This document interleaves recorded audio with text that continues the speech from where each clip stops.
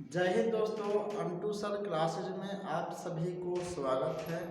आज आप सभी के लिए जीके जीएस का क्वेश्चन लेके आए जीके का क्वेश्चन लेके आए हैं। देखिए यहाँ, जालियांवाला बाग हत्याकांड कब हुआ था? 15 जनवरी 1919, 13 अप्रैल 1919, 14 अप्रैल 1919। यहाँ पर जालियांवाला बाग हो जाएगा हत्याकांड 13 अप्रैल 1919 को हुआ था। और देखिए,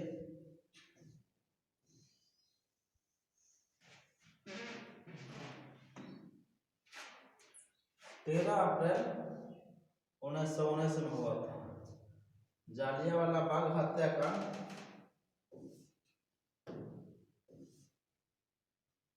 13 अप्रैल 1919 को। अब देखिए एक्सप्रेशन देखिए, जालियांवाला बाग नरसंहार, जिसे अमृतसर का नरसंहार भी कहा जाता है, यह 13 अप्रैल 1919 को अमृतसर के पंजाब में जालियांवाला बाग में निहत्थे भारतीय लोगों की एक बड़ी भीड़ पर गोलीबारी की, जिसमें कई लोग मारे गए और सैकड़ों लोग घायल हो गए। इसका उस समय अमृतसर में लागू मार्शल लॉ को सख्ती से लागू करने के लिए जनरल ओ डायर ने गोली चलाने का आदेश दिया, जिसको बाद में उधम सिंह ने जाकर के इंग्लैंड में गोली मारे थे इसको। देखिए, चौरी चौरा कांड घटना आंदोलन के दौरान संबंधित है। चौरी चौरा घटना असहयोग आंदोलन के दौरान संबंधित है। देखिए, संपूर्ण क्रांति का एक बड़ा आक्रमण था। निहत्थे वैज्ञानिकों पर पुलिस द्वारा भारी गोलीबारी, भीड़ द्वारा एक पुलिस चौकी को जलाना, दार्शनिक कांग्रेस द्वारा बड़े पैमाने पर सरकारी संपत्ति की लूट। यही वजह भीड़ द्वारा निहत्थे लोगों पर गोली, भीड़ द्वारा एक पुलिस चौकी में पुलिस को जलाया गया था। यही है चौरी चौरा का घटना। ये यूपी का है। देखिए यहाँ एक्सप्रेशन देखिए, यूपी का घटना है।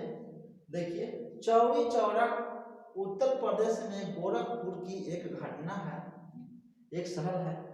4 फरवरी 1922 को असहयोग आंदोलन 1920-22 में भाग लेने वाले किसानों की भीड़ ने पुलिस पर हमला किया और एक पुलिस स्टेशन में आग लगा दी, जिसमें से 22 कार्यकर्ता और 3 नागरिक मारे गए थे। ये 22 कार्यकर्ता को यानी कि सिपाही को जिंदा जला दिया गया था। यही है चौरी चौरा घटना का। इसी के कारण गांधी जी ने इस आंदोलन को रोक दिया गया था, असहयोग आंदोलन को स्टॉप कर दिए थे। 1885 में इंडियन नेशनल कांग्रेस की स्थापना किसके द्वारा की गई थी? तो ये है महात्मा गांधी एवं गोपाल कृष्ण गोखले, बाल गंगाधर तिलक। तो यहाँ इसका हो जाएगा राइट आंसर एवं हो जाएगा एवं। इनके बारे में विशेष देखिए यहाँ पर, भारतीय राष्ट्रीय कांग्रेस की स्थापना 28 दिसंबर 1885 ईस्वी को बॉम्बे में हुई थी। अब देखिए, इसकी शुरुआत एक सेवानिवृत्त ब्रिटिश सिविल सेवक एलन ऑक्टेवियम ह्यूम ने भारतीय नेताओं के साथ मिलकर भारतीय राष्ट्रीय कांग्रेस की स्थापना की थी, जिनको शॉर्टकट में एओ ह्यूम कहते हैं। नेक्स्ट देखिए, स्वतंत्रता मेरा जन्मसिद्ध अधिकार है और मैं इसे लेकर ही रहूंगा, ये किनका कथन है? सुरेंद्र नाथ बनर्जी, फिरोज शाह मेहता, बाल गंगाधर तिलक लाला लाजपत राय। यहाँ पर आपका राइट आंसर हो जाएगा बाल गंगाधर तिलक। बाल गंगाधर तिलक हो जाएंगे। स्वतंत्रता मेरा जन्मसिद्ध अधिकार है और मैं इसे लेकर ही रहूंगा, बाल गंगाधर तिलक ने कहे थे। और एक्सप्रेशन देखिए क्या डिटेल्स में है। स्वतंत्रता मेरा जन्मसिद्ध अधिकार है, मैं इसे लेकर ही रहूंगा का नारा बाल गंगाधर तिलक ने दिया था। स्वराज शब्द सबसे पहले बाल गंगाधर तिलक ने ही किए थे। बाल गंगाधर तिलक को लोकमान्य तिलक से भी जाना जाता है। बाल गंगाधर तिलक को लोकमान्य तिलक से भी जाना जाता है। आते हैं नेक्स्ट क्वेश्चन में, देखते हैं कांग्रेस द्वारा पूर्ण स्वाधीनता का प्रस्ताव कब और कहां पारित किया गया। क्वेश्चन है आपके सामने, ऑप्शन है 31 दिसंबर 1929 में लाहौर अधिवेशन में, यहाँ दिसंबर 1928 को कलकत्ता अधिवेशन में, 1922 के गया अधिवेशन में, और उपयुक्त में से कोई नहीं। आपका राइट आंसर हो जाएगा 31 दिसंबर 1929 को लाहौर अधिवेशन में ऐसा कहा गया था, पूर्ण स्वराज की पूर्ण स्वाधीनता का प्रस्ताव पारित किया गया था। आते हैं एक्सप्रेशन देखिए नेक्स्ट। 31 दिसंबर 1929 को भारतीय राष्ट्रीय कांग्रेस का वार्षिक अधिवेशन तत्कालीन पंजाब प्रांत की राजधानी लाहौर में हुआ। इस ऐतिहासिक अधिवेशन में कांग्रेस के पूर्ण स्वराज का घोषणा पत्र तैयार किया गया। पूर्ण स्वराज को कांग्रेस का मुख्य लक्ष्य घोषित किया गया कि कांग्रेस का मुख्य लक्ष्य। कांग्रेस ने 26 जनवरी 1930 को पूर्ण स्वाधीनता दिवस मनाया। कांग्रेस ने 26 जनवरी 1930 को पूर्ण स्वाधीनता दिवस मनाया और इसके बाद यह दिवस कांग्रेस द्वारा भारत की स्वतंत्रता प्राप्ति तक प्रतिवर्ष मनाया जाने लगा। नेक्स्ट देखते हैं महात्मा गांधी द्वारा दांडी समुद्र तट पर नमक कानून का उल्लंघन कब किया गया था, कितना इसमें। देखिए यहाँ दिया हुआ है 6 ऑप्शन देखिए 6 मार्च 1930 को, 6 अप्रैल 1930 को, 6 मार्च 1931 को, 6 मार्च 1932 को। देखिए मार्च में स्टार्ट हुआ था और अप्रैल में खत्म हुआ था, इसीलिए 6 अप्रैल 1930 हो जाएगा। 6 अप्रैल 1930 हो जाएगा। अब देखिए नेक्स्ट देखिए ये वाला है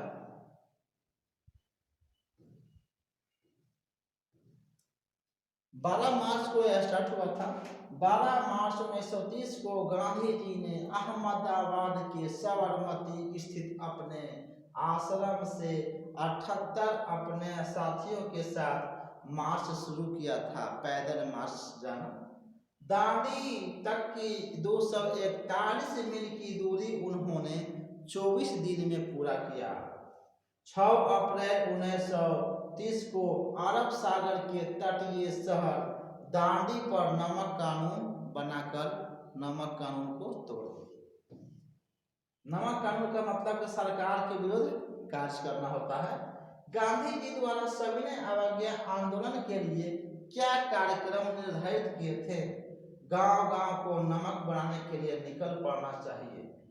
गांधी जी द्वारा सविनय अवज्ञा आंदोलन के लिए क्या कार्यक्रम निर्धारित किया था। उन्होंने कहा था, ऑप्शन में देखिए गांव-गांव को नमक बनाने के लिए निकल पड़ना चाहिए। बहनों को शराब, अफीम व विदेशी वस्त्रों की दुकानों पर धरना देना चाहिए। हिंदुओं को अस्पृश्यता त्याग देनी चाहिए। अस्पृश्यता के मतलब छुआछूत। उपयुक्त में से सभी कार्यक्रम। यहाँ पर आपका राइट आंसर हो जाएगा ए। राइट आंसर ए हो जाएगा। देखिए इसका विश्लेषण देखिए। नमक कानून का उल्लंघन कर स्वयं द्वारा नमक बनाया जाए, सरकारी सेवाओं, शिक्षा केंद्रों एवं उपाधियों का बहिष्कार किया जाए, महिलाएं स्वयं शराब, अफीम एवं विदेशी कपड़े की दुकानों पर जाकर धरना दे, समस्त विदेशी वस्तुओं का बहिष्कार करते हुए उन्हें जला दिया जाए।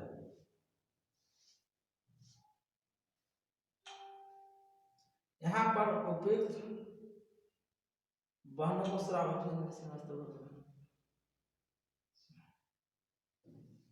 चलिए नेक्स्ट देखते हैं।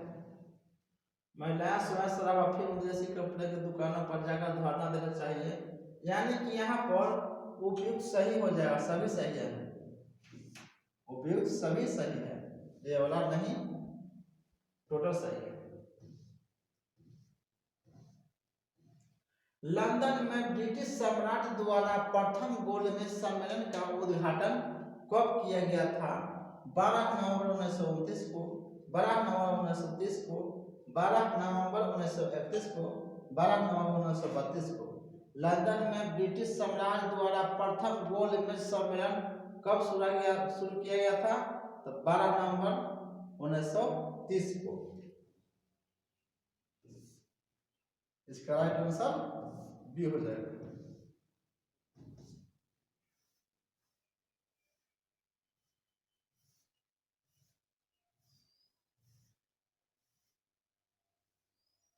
प्रथम गोलमेज सम्मेलन की अध्यक्षता ब्रिटिश प्रधानमंत्री रामसे मैकडोनाल्ड ने किया था। 12 नवंबर 1930 को महामहिम जॉर्ज परचम ने लंदन में royal gallery house of lords में आधिकारिक तौर पर इसका उद्घाटन किया। गांधी इरविन समझौता कब हुआ था? 5 मार्च 1931 को, 5 मार्च 1932 को, 5 अप्रैल 1931 को, 5 अप्रैल 1932 को। गांधी इरविन समझौता 5 मार्च 1931 को हुआ था, 5 मार्च 1931 को,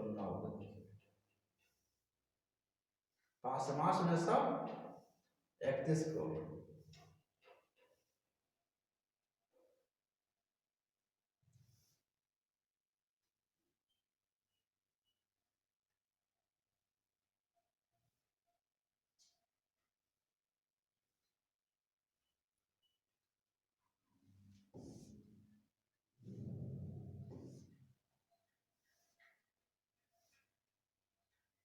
पाँच मार्च 1931 को लंदन द्वितीय गोलमेज सम्मेलन के पूर्व महात्मा गांधी और तत्कालीन वायसराय लॉर्ड इरविन के बीच एक राजनीतिक समझौता, जिससे गांधी इरविन समझौता कहते हैं, इसे दिल्ली पैक्ट भी कहते हैं।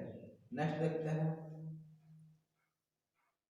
मुझ पर किया गया लाठी का एक एक प्रहार ब्रिटिश साम्राज्य के कफन में कील बनकर रहेगा, ऐसा किसने कहा था? बाल गंगाधर तिलक ने, लाला लाजपत राय ने, बिपिन चंद्र पाल ने, भगत सिंह ने। तो यहाँ पर होगा लाला लाजपत राय ने। नेक्स्ट देखते हैं।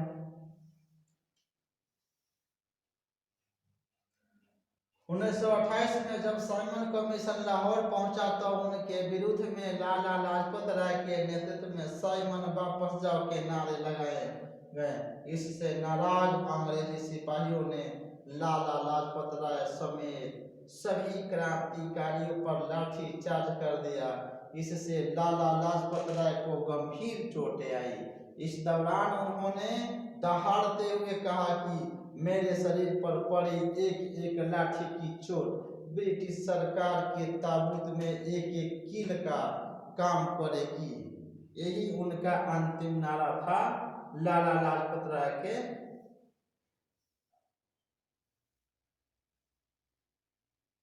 निम्नलिखित में से कौन सा समाचार पत्र भारतीय राष्ट्रीय आंदोलन के दौरान लोकमान्य तिलक द्वारा लिखा गया था? तो यह है युगांतर, बंगाली केसरी, अमृत बाजार पत्रिका। तो ये हो जाएगा केसरी हो जाएगा।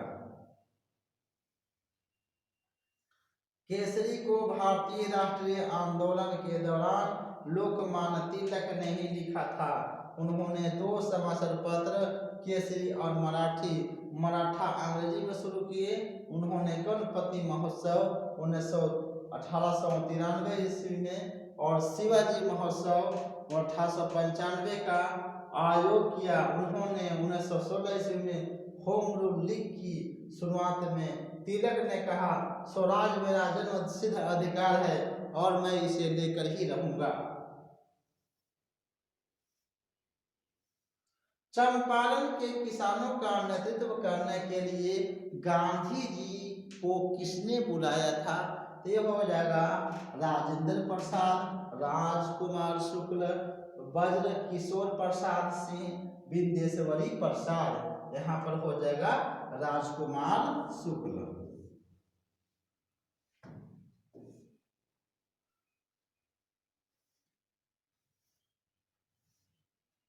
चंपारण आंदोलन मूल तौर पर नील की खेती करने वाले किसानों के शोषण के खिलाफ था। चंपारण के समृद्ध किसान राजकुमार शुक्ल इस शोषण के खिलाफ उठ खड़े हुए। इसके लिए अंग्रेजों ने उन्हें कई तरह से प्रताड़ित किया। वे चाहते थे कि गांधी जी यहाँ आकर अंग्रेजों के अत्याचार के खिलाफ लोगों को एकजुट करें, क्योंकि नील विद्रोह हुआ था वहाँ चंपारण में। उसी कहते हैं 3 कठिया, 3 कट्ठा 20 कट्ठा में से 3 कट्ठा नील की खेती करना अनिवार्य होता था। तब राजकुमार शुक्ल ने उनको लेटर देकर के बुलाया था। चित्तरंजन दास सुभाष चंद्र बोस के राजनीतिक गुरु थे। सुभाष चंद्र बोस को नेताजी के नाम से जाना जाता है। उन्होंने 1939 में फॉरवर्ड ब्लॉक और किसान सभा की स्थापना की। उन्होंने महात्मा गांधी जी को राष्ट्रपिता के नाम से पुकारा था। प्रसिद्ध नारा दिल्ली चलो, जय श्री, तुम मुझे खून दो, आत्मकथा, द इंडियन स्ट्रगल, ये सब सुभाष चंद्र बोस की है।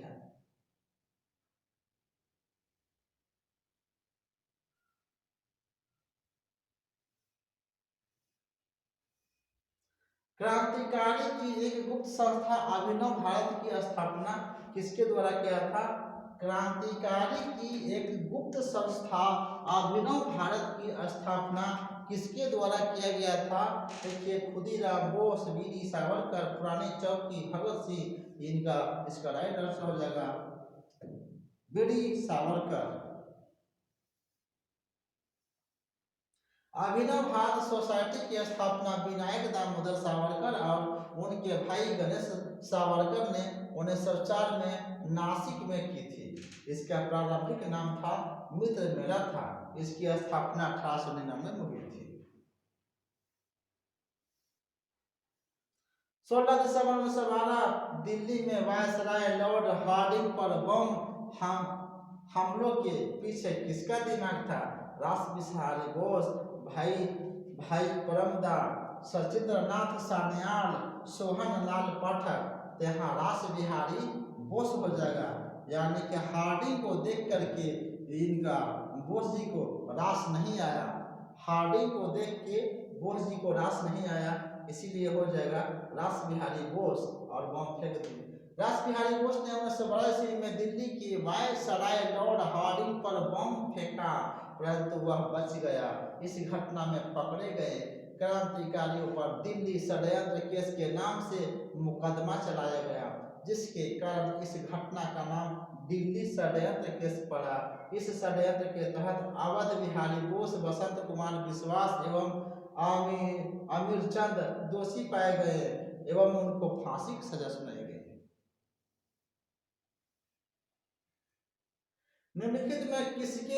निम्नलिखित में से किसने 1924 में वाईकोम सत्याग्रह का नेतृत्व किया था?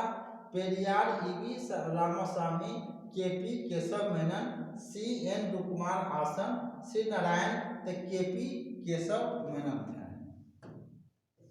केपी केशव मेनन। केपी केशव मेनन वर्ष 1924 में केरल में वाईकोम सत्याग्रह के नेता थे।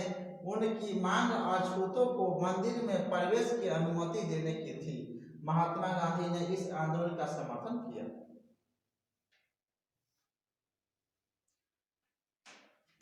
निम्नलिखित में से किसने खिलाफत आंदोलन का नेतृत्व किया था? एम जिन्ना, सर सैयद अहमद खान, महात्मा गांधी, अली वाला ब्रदर्स, माने अली बंधु कहिए या अली ब्रदर्स कहिए, ये थे अली ब्रदर्स यहाँ है, या फिर अली बंधु खिलाफत आंदोलन का। निम्नलिखित में से किसने खिलाफत आंदोलन का नेतृत्व किया था? एम जिन्ना, सर सैयद अहमद खान, महात्मा गांधी ने, ये तो अली बंधु यही है। खिलाफत आंदोलन 1919 से 24, जिसे खलीफा आंदोलन या भारतीय मुस्लिम आंदोलन के रूप में भी जाना जाता है। खिलाफत आंदोलन 1919 में अली बंधुओं मौलाना मोहम्मद अली और मौलाना शौकत अली के नेतृत्व में शुरू हुआ था। 1920 के दशक के मध्य तक खिलाफत नेताओं ने गांधी के असहयोग आंदोलन से हाथ मिलाया। नेक्स्ट, निम्नलिखित में कौन अलीपुर बम कांड में शामिल था? देखो, जतीन दास, अरविंद घोष, बिपिन चंद्र पाल, एस एन बनर्जी। यहाँ पर अलीपुर बम कांड में अरविंद घोष थे। अलीपुर बम कांड में अरविंद घोष थे। अलीपुर बम कांड की साजिशकर्ता 1908 में हुई थी। इसे मनी कटोरा बम षड्यंत्र या मुरारी पुकार षड्यंत्र के रूप में भी जाना जाता है। अरविंद घोष अलीपुर बम कांड में शामिल थे। श्री अरविंद घोष को संगठन से जुड़े कई बम आरोपों के बाद एक सार्वजनिक स्टूडियो में उनकी गिरफ्तारी हुई थी, जहां उन्हें अलीपुर षड्यंत्र के लिए राजद्रोह के आरोप का सामना करना पड़ा था। राम प्रसाद बिस्मिल किससे जुड़े थे? कानपुर के से मिठाइयां साजिश प्रकार से अलीपुर बम कांड से काकोरी षड्यंत्र से। राम प्रसाद बिस्मिल्ला किससे थे? काकोरी षड्यंत्र से शामिल थे राम प्रसाद बिस्मिल्ला। राम प्रसाद बिस्मिल प्रसिद्ध स्वतंत्रता सेनानी थे, जो ऐतिहासिक काकोरी ट्रेन डकैती में शामिल थे। वही पैसा लुटाया गया था। ये राजनीतिक डकैती थी और ये घटना छोटे से शहर काकोरी में हुई थी। लखनऊ सराहनपुर लखनऊ ट्रेन को पंडित राम प्रसाद बिस्मिल, चंद्रशेखर आजाद, अशफाकुल्ला खां, राजेंद्र लाहिड़ी और रोशन सिंह ने लूट लिया था। इस घटना को काकोरी के नाम से जाना जाता है। ये 20 क्वेश्चन हो गया। अब मिलते हैं नेक्स्ट वीडियो में। जय हिंद।